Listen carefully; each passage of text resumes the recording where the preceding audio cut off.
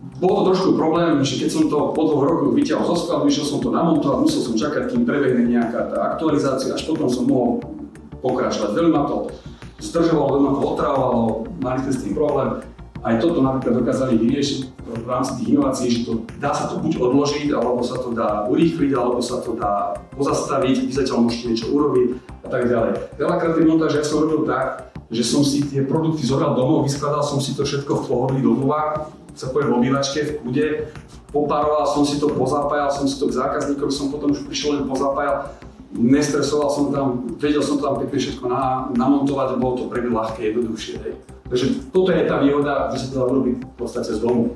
Tá technická, tu naozaj musím pochváliť, to je tam samozrejme perfektné, keď som niečo potreboval, aj sa dohľad, veľakrát aj sobotu. Nechcem teraz navázať na to, aby ste boli večerní sobotu, ale keď som naozaj súdne potreboval, napísal som mu správu, tak mi vedel odpísať, poradiť, pomôcť. Predsa len tá technická, to poradenstvo, Peťa je tam naozaj na vysokej úrovni. Vždy, keď sme čo potrebovali riešiť, aj tie školenia, aj tú asistenciu pri tej montáži, aj reklamácie, tak nám išli v strede.